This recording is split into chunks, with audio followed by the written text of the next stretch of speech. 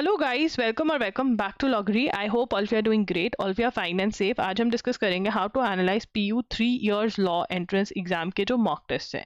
अगर आप अपने मॉक टेस्ट में एक इंक्रीज देखना चाहते हैं, आप वो स्कोर लेकर आना चाहते हैं जिससे कि आपके एडमिशन हो जाए PU के अंदर, एंड आप मतलब एक कांस्टेंट स्कोर पे खड़े हैं, आपको पता नहीं चल रहा कि क्या करना चाहिए, then this video is for you. हर कोई जो भी मॉक टेस्ट दे रहा है, ठीक है, मॉक टेस्ट का लिंक, जो हमारे मॉक टेस्ट है उसका लिंक डिस्क्रिप्शन बॉक्स में है।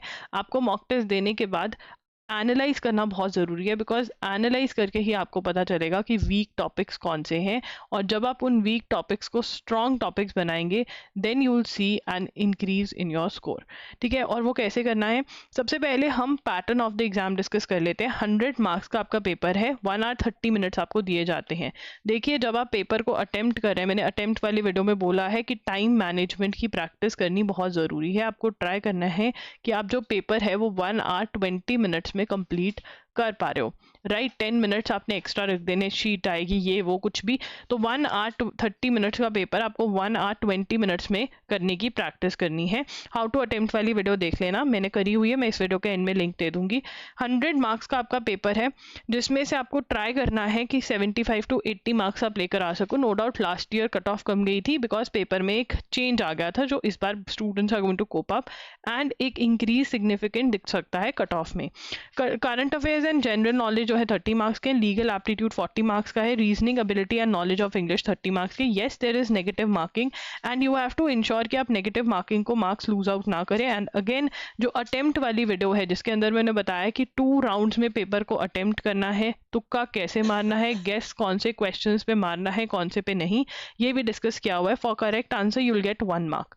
ये सारी चीज़ें आपको पता होनी चाहिए। एक बार आपने पेपर दे दिया तो उसके बाद आप क्या करेंगे, मॉक टेस्ट देंगे, देने के बाद आप एक टेबल बना लेंगे, एक नोटबुक, अपनी मॉक टेस्ट मिस्टेक्स नोटबुक बोल सकते हो उसको, कुछ भी, उसमें आप टॉपिक लिखोगे। मान लो फर्स्ट टॉपिक जो आपका है वो लॉजिकल में कोडिंग डिकोडिंग का है, जो आपने गेस वर्क किया था या आपने गलत अटेम्प्ट कर दिया, तो आप लिख दोगे इनकरेक्ट, ठीक है। और आप रिमार्क्स लिखोगे नॉट कवर्ड, मे बी आपने कवर ही नहीं किया है कोडिंग डिकोडिंग, अभी आप स्टार्टिंग वाले मॉक टेस्ट कर रहे हो, आपने नहीं कवर किया, ठीक है, आपको पता है आपने कवर कर लेना है वो। उसके बाद आपका नेक्स्ट टॉपिक जो आ रहा है वो आया सीरीज गलत हो गया, आपने गेस किया था, आपको समझ नहीं आ रहा था पैटर्न, कवर्ड है बट आपने ये टाइप नॉट कवर्ड, ये टाइप नहीं आपने कभी देखा, तो आप इस टाइप के निकाल कर क्वेश्चंस करोगे अपनी बुक में से, ठीक है। अब अगला जो आपका है उसमें मान लो आपने टॉपिक जो किया वो है टॉर्च, ठीक है ना, टॉर्च पढ़ा आपने, टॉर्च का क्वेश्चन था, टॉर्च अटेम्प्ट किया, ठीक है, इनकरेक्ट हो गया, तो इनकरेक्ट वाले मत लिखना, बट जिसमें गेस किया और करेक्ट हो गया वो लिख लेना, कि तुक्का मारा था सही हो गया, तो मतलब वो टॉपिक में गड़बड़ी है, आप एग्जाम में जरूर थोड़ा वो ठीक हो जाएगा।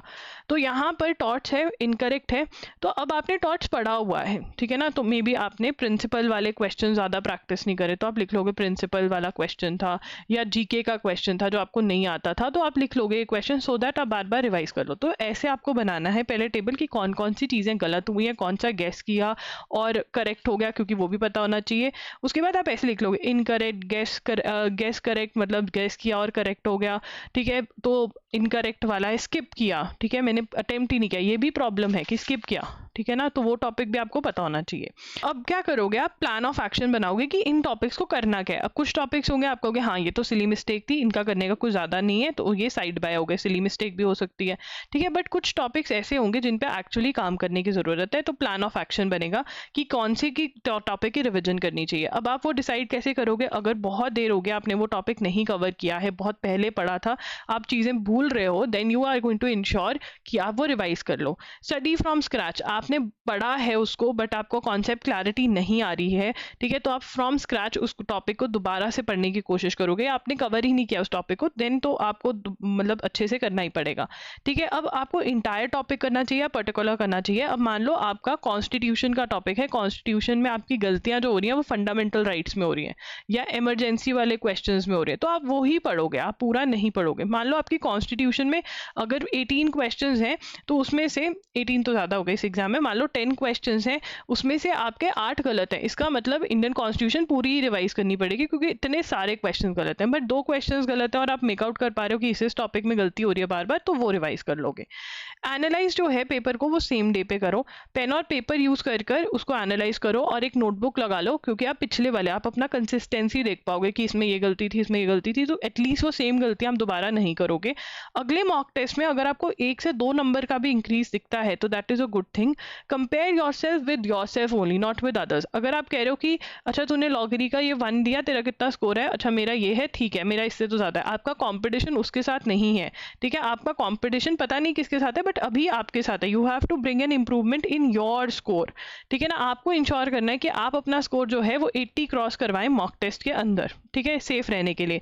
अब ये एक कॉन्टिन्यूस प्रोसेस है, आप एक दिन में अपने स्कोर में इंक्रीज नहीं देख सकते हो, right. So it is a continuous process. आपको एम करना है 100 के लिए, पता है 100 नहीं होगा बट आपको एम करना है। बहुत बच्चे क्या होते हैं मॉक टेस्ट के अंदर उनके 80 70 80 आने लग जाते हैं, they are happy about it. 20-30 marks कहाँ जा रहे हैं, वो कौन से टॉपिक्स हैं जहाँ पे आप 20-30 लूज आउट कर रहे हो। मे बी यहाँ पर एक ही क्वेश्चन आया है, व्हाट इफ एग्जाम में ज़्यादा क्वेश्चन आ जाए। तो yes, this is what you need to do and या डू वॉच द अटेम्प्ट वाला वीडियो, उसका लिंक मैं एंड में दे दूंगी, पूरी प्लेलिस्ट का लिंक भी मैं एंड में दे दूंगी, वो देख लेना। मॉक टेस्ट अगर खरीदना है तो डायरेक्ट लिंक डिस्क्रिप्शन बॉक्स में, you can go head and check. That's it, bye bye, take care, thanks for joining in.